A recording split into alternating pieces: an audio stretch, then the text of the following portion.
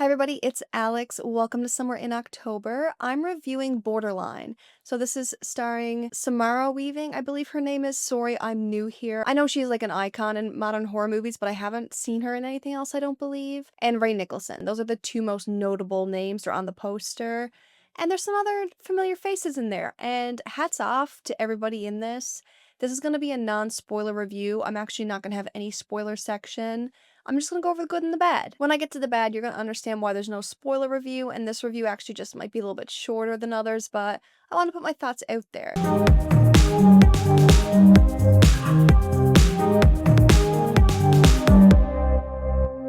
This surrounds a pop star, a celebrity. It doesn't really elaborate too much on who she is.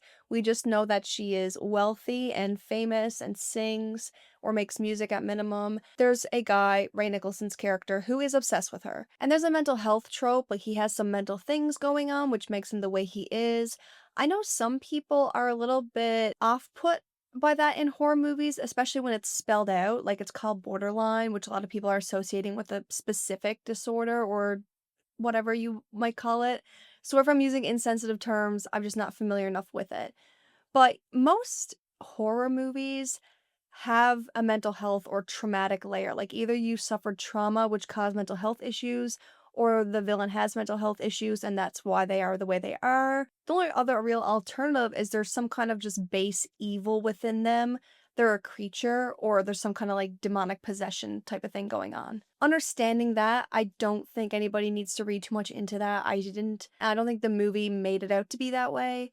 So, the goods of this movie. The performances, Ray Nicholson, I can't wait for him to have his like iconic role because he is so good. He's mesmerizing, he's captivating.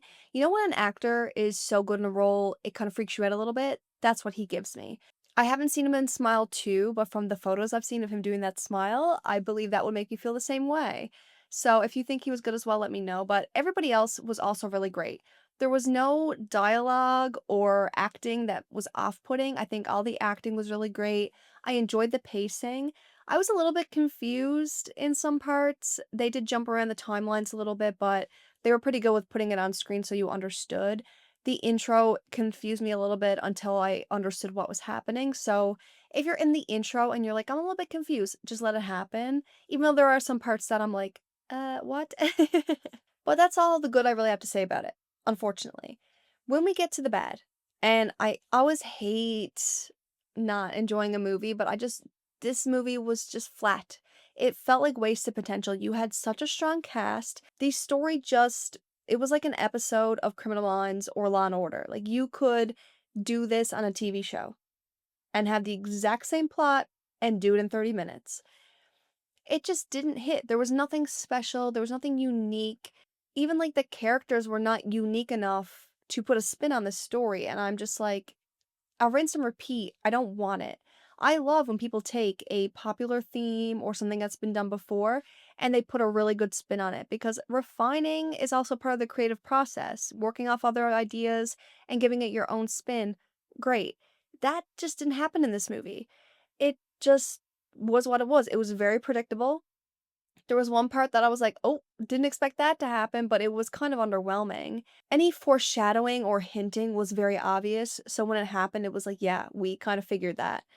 I need something to smack me in the face, especially if you're going for the more comedic, and I wouldn't even call this a comedy. It wasn't really funny. It was playful, and I like that, okay? I like a good playful thriller or horror. This is definitely a thriller, but I like the playfulness and the nature, even though I feel like we've gotten so much of that this year. I'm just want something a little bit more serious, dark. Give me some darkness, man. It was playful, and the soundtrack really leaned into that, and it was kind of fun.